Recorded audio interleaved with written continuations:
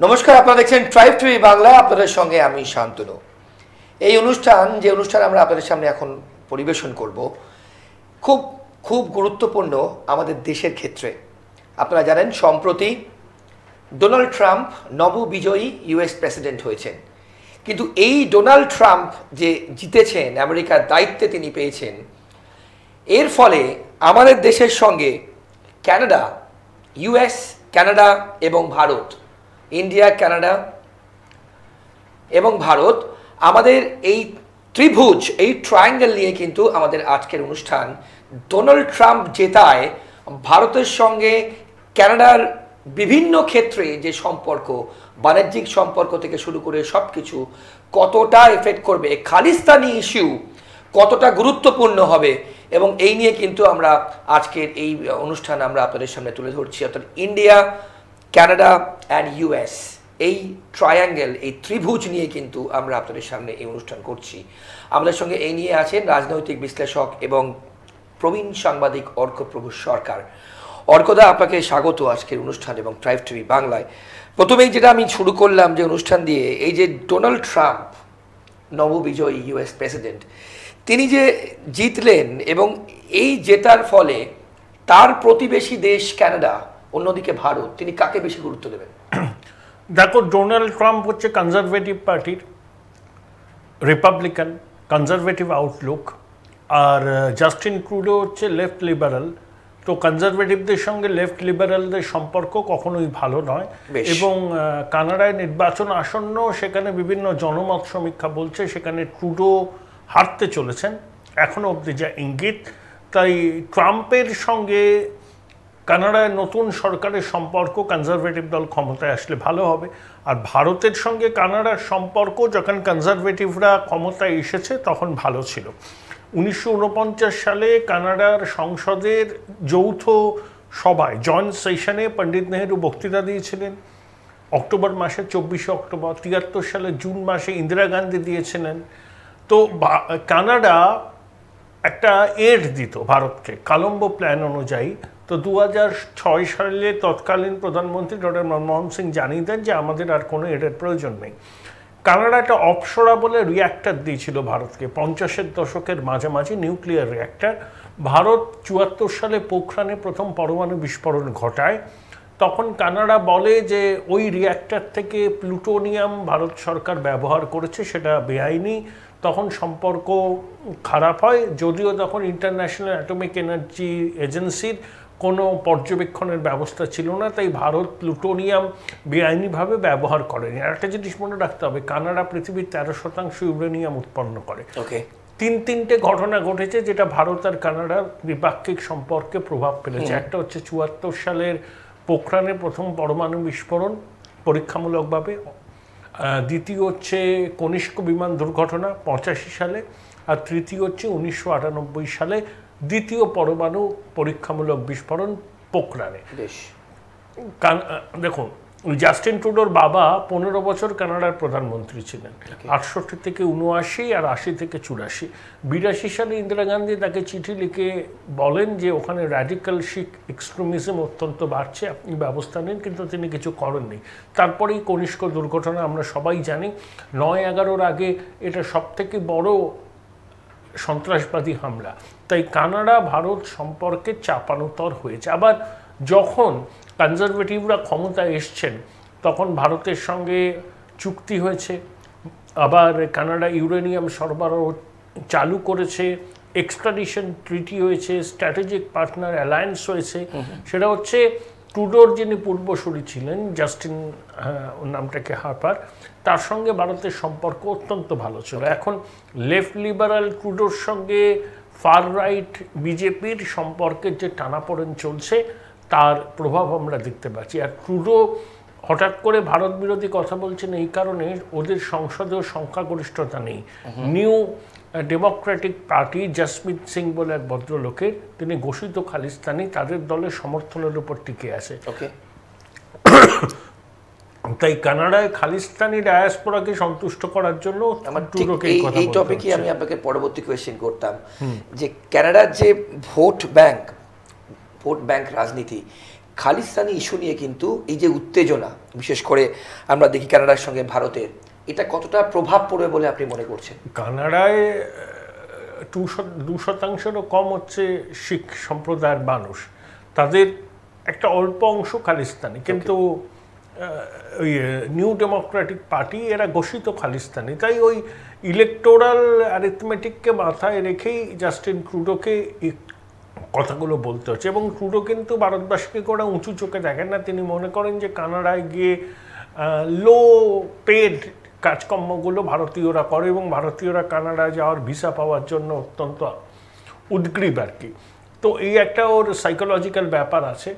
যেহেতু person of interest বলেছিল কানাডায় ভারতীয় দূতাবাসের হাই কমিশনার আরও 5 জনকে তাদের গতিবিধির উপর নজর রাখা হচ্ছে, তাদেরকে কাছে তো বহিষ্কার করেছিল, ভারতও পাল্টা বহিষ্কার করে দিল।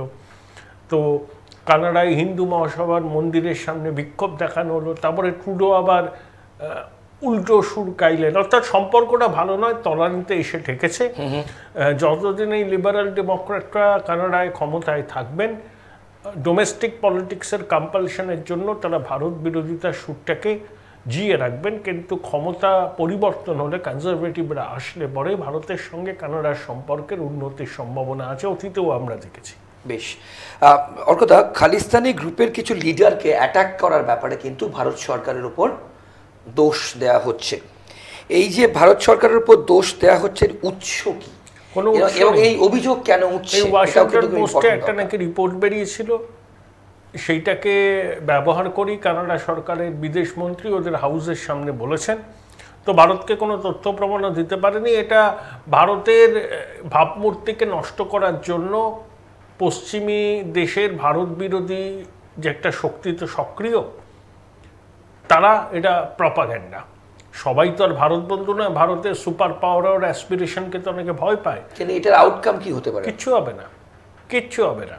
ওয়াইল্ড অ্যালিগেশন, এই অ্যালিগেশনের কোনো নেই আর কি, বেস নেই, কোনো তথ্য নেই, কোনো প্রমাণ নেই। বললাম না, ভারতের ভাবমূর্তিটাকে ক্ষুণ্ণ করার চেষ্টা, যে ভারত এই সমস্ত করে বেড়ায় আর কি। ভারত কখনোই সম্প্রসারণবাদী দেশ নয়, অন্যের দেশের মাটিতে গিয়ে আমরা এই ধরনের কোনো কাজ করি না। বেশ, হ্যাঁ, এটাকে অর্থহীন ভাষায় জেনে রাখা ভালো। এবং জাস্টিন ট্রুডো বলেছেন যে তিনি তো ভারত সরকারকে কোনো তথ্য প্রমাণ দিতে পারেননি। ওয়াইল্ড অ্যালিগেশন ওয়াশিংটন পোস্টে বেরোলো, সেটা নিয়ে সরগরম করার, এগুলো হচ্ছে ভারতকে বদনাম করার একটা সচেতন কৌশল। বেশ, এই সমস্ত ক্ষেত্রে দাঁড়িয়ে এই যে দ্বিপাক্ষিক সম্পর্ক, ভারত এবং কানাডার যে দ্বিপাক্ষিক সম্পর্ক, এটা কি ফার্দার আরো অবনতির দিকে যাবে? এই মুহূর্তে দাঁড়িয়ে এরা বলা যায় না, কিন্তু সম্পর্ক এখন সর্বকালীন তলানিতে আছে। কানাডায় নির্বাচনের পর কারা সরকার করছে তার উপরই নির্ভর করছে আগামী দিনে ভারত কানাডা সম্পর্ক কি হবে। বেশ, খালিস্তানি সেপারেটিস্ট গ্রুপগুলোকে কিন্তু ভারত বিরোধী সংগঠন এটা ফান্ডিং করছে, এরকমও কিন্তু অভিযোগ উঠছে। ফান্ডিং ওরা তো কানাডা থেকে করছে। তারপরে ওই পান্নুন বলেছেন যে 1 নভেম্বর থেকে 19 নভেম্বর এয়ার ইন্ডিয়ার বিমানে কেউ চড়বেন না, রাম মন্দির ধ্বংস করার হুমকি দিয়েছে। অতীতে আগেও করেছিল। তো শিক্স ফর জাস্টিসের মাথা ঘোষিত খালিস্তানি মাঝে মধ্যে এরকম কথা বলে খবরের শিরোনামে আসতে চায়। তো এরা ভারত বিরোধী শক্তি, কানাডায় এরা মদত পায়। এই যে গোল্ডি ব্রাল, লরেন্স বিষ্ণোইয়ের সহযোগী, সে দীর্ঘদিন ধরে কানাডায় আছে। কিভাবে ঢুকলো? তো কানাডাই তো টেরোরিজমকে প্রমোট করছে। কানাডা হচ্ছে আমাদের কাছে নতুন পাকিস্তান। দেখো, পাকিস্তান সম্পর্কে আমরা বলি যে টেরোরিজম আর এক্সট্রিমিজমের ধাত্রীভূমি। আর কানাডা সম্পর্কে বিদেশ মন্ত্রকের বক্তব্য হচ্ছে terrorism, extremism and organised crime. Organised crime কেন? ডিউ টু খালিস্তানি এই যে গুন্ডাগুলো লরেন্স বিষ্ণুয়ের সহযোগী, গোল্ডি ব্রাল যে সিধু মুসেওয়ালাকে খুনের সঙ্গে যুক্ত, সে তো কানাডায় আছে। তো কানাডা সরকার আগে তাদেরকে ধরুক, আইন অনুযায়ী ব্যবস্থা নেই, তারপরে না ভারতকে লেকচার দেবে। ওকে ওকে, অর্কদা, খালিস্তানিরা স্পেসিফিক ভাবে কানাডাতেই কেন, মানে কানাডাকে কেন চুজ করলেন? এত দেশ থাকতে শুধুমাত্র কানাডা কেন? ওখানে শিখ ডায়াসপোরা অনেকদিন ধরে সক্রিয়, প্রচুর ট্রাক ড্রাইভার আছেন, অন্যান্য কাজ করেন। শিখদের একটা কানাডায় যাওয়ার একটা প্রবণতা আছে। বাট সেটা কিসের জন্য? সেখানে কিন্তু এক্সট্রা কোনো ওই না না, এক্সট্রা কিছু নয়। ওখানে অনেকদিন ধরেই শিখদের ওখানে বসবাস আছে, মানে খালিস্তান আন্দোলনের আগে থেকে। মানে এটা ইতিহাস বলছেন? হ্যাঁ, ওকে। বসবাস আছে।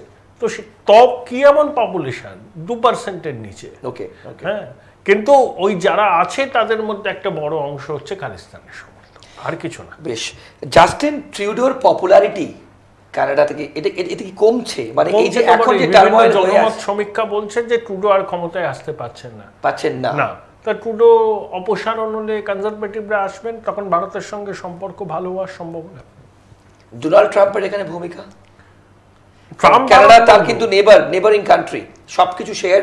ভারতের সঙ্গে তার সম্পর্ক ট্রাম্পের উত্তরোত্তর উন্নতি হবে। যে নতুন ন্যাশনাল সিকিউরিটি অ্যাডভাইজার ট্রাম্প নিয়োগ করলেন মাইক ওয়ালজ, যিনি ফ্লোরিডার থেকে গেছেন মার্কিন কংগ্রেসে, ইন্ডিয়া ককাসের সদস্য, ঘোষিত চীন বিরোধী, রাডিক্যাল ইসলামের বিরোধী। তো ইনি যখন ভারত বন্ধু হিসাবে পরিচিত, ইনি যখন সিকিউরিটি অ্যাডভাইজার হচ্ছেন, তাহলে ট্রাম্পের দর্শনটা পরিষ্কার বোঝা যায়। মোদিজি এবং ট্রাম্প কাঁধে কাঁধ মিলিয়ে বিশ্ব শান্তি, বিশ্ব অর্থনীতি পথে এগোবেন। ওকে, আচ্ছা অর্কদা, এই যে ট্রাম্প নববিজয়ী প্রেসিডেন্ট হলেন, আমরা প্রত্যেকে জানি মোদিজির সঙ্গে, ভারতের প্রধানমন্ত্রীর সঙ্গে তার সম্পর্ক কিন্তু খুব ভালো। এই যে ট্রাম্প নতুন প্রেসিডেন্ট ইলেক্টেড হলেন, সেই ক্ষেত্রে কি কানাডার সাথে কিছুটা কোণঠাসা হয়ে গেল বলে মনে করছেন? না, এখন কানাডায় নতুন সরকার আসুক, 2-3 মাসের ব্যাপার, তারপরে ভারত কানাডা সম্পর্ক কিরকম হবে সে সম্পর্কে স্পষ্ট। এবং আপনি বলছেন জাস্টিন ট্রুডো আর নাও ফিরতে পারেন। অনেক পড়াশোনা করতে আমরা দেখেছি, অনেক স্টুডেন্ট কিন্তু, অনেক ছাত্রছাত্রী কানাডাতে মাইগ্রেট করতে, পড়াশোনা করতে যান, বিশেষ করে আফটার কমপ্লিশন অফ গ্র্যাজুয়েশন। সেই ক্ষেত্রে যারা যে সমস্ত ছাত্রছাত্রীরা যান, অভিভাবকরা অনেকে কিন্তু পাঠান সেখানে। সেই ক্ষেত্রে কি সেই দিক থেকে কোনো প্রভাব পড়বে বলে? ছাত্রছাত্রীদের কোনো প্রভাব পড়বে না, ফর হায়ার এডুকেশন এই টেনশনটাও কমে যাবে। এগুলো কানাডায় ভোট আসছে বলে ট্রুডো এগুলো করছেন, আশা করা যায় সমস্ত কিছু রিজলভ হয়ে যাবে। ওকে, ওভারঅল তাহলে আপনি বলছেন যে ভারত এবং কানাডার যে দ্বিপাক্ষিক সম্পর্ক আছে, এবং জাস্টিন ট্রুডো যদি আগামী দিনে নাও আসেন, সেক্ষেত্রে ইন্ডিয়া কানাডার দ্বিপাক্ষিক সম্পর্ক মজবুত হবে। বেশ, সেক্ষেত্রে ট্রাম্পের সিলেকশন কি হবে অর্কদা? মানে যদি চয়েস দেওয়া হয়, একদিকে জাস্টিন ট্রুডো, অন্যদিকে নরেন্দ্র মোদী। না, নরেন্দ্র মোদীর সঙ্গে তো ট্রাম্পের অত্যন্ত ব্যক্তিগত সম্পর্ক, আর ট্রুডোর আর ট্রাম্পের দর্শন এক নয়। ট্রুডো হচ্ছে লেফট লিবারাল, আর ট্রাম্প হচ্ছে কিভাবে ডিফারেন্ট? অনেক ক্ষেত্রে ডিফারেন্ট, দার্শনিক দিক থেকে ওরকম নয়। ট্রাম্পের আমেরিকা ফার্স্ট নীতি, রাডিক্যাল ইসলামের বিরুদ্ধে অবস্থান, এনজিও কালচার, লেফট লিবারালদের বিরুদ্ধে অবস্থান, এটাই তো ট্রাম্পকে জিতিয়েছে। অভিবাসন বিরোধী নীতি, America first, make America great again. এর সঙ্গে কানাডা প্রতিবেশী হতে পারে, ন্যাটোর সদস্য হতে পারে, এবং একই সঙ্গে 5i এর সদস্য। ট্রাম্প তো বলেছেন যে ইউরোপের দেশগুলো, কানাডাকে উচ্চ রেখেছেন, ইউরোপের দেশগুলো তাদের নিরাপত্তাকে আউটসোর্স করেছে আমেরিকার কাছে, সস্তায় গ্যাস কিনছে রাশিয়া থেকে, আর চীন থেকে পণ্য আমদানি করছে। বেশ, হ্যাঁ, তাহলে ন্যাটো চালাবার যে খরচ, সেই খরচ তো ইউরোপের দেশগুলোকেও বহন করতে হবে, শুধু তো আমেরিকার পক্ষে বহন করা সম্ভব নয়। তবে ন্যাটো থেকে আমেরিকা বেরিয়ে যাওয়ার মতো র্যাডিক্যাল স্টেপস নেবে না। তো কানাডাও যেহেতু ন্যাটোর সদস্য, এক্ষেত্রে তাদের মধ্যে একটা ঐক্যমত্য হতে পারে। কিন্তু ওই আমেরিকা ফার্স্ট নীতি, মেক আমেরিকা গ্রেট এগেন, সেটা আমেরিকার স্বার্থ ট্রাম্প সবার আগে দেখবেন। আমেরিকা সেভাবে কোনো বিদেশ নীতি নেই। হেনরি কিসিঙ্গার বলেছিলেন আমেরিকার ডোমেস্টিক পলিসি অনুযায়ী আমেরিকার বিদেশ নীতি ঠিক হয়। এই ভারতের বিশাল বাজার, ভারতের দক্ষ মানব সম্পদ, দক্ষিণ পূর্ব এশিয়ায় চীনের প্রতিস্পর্ধী শক্তি হিসাবে ভারতের উত্থান, এটা ট্রাম্পের পক্ষে ইগনোর করা সম্ভব নয়। আর এখানে ব্যক্তিগত রসায়নও কাজ করবে।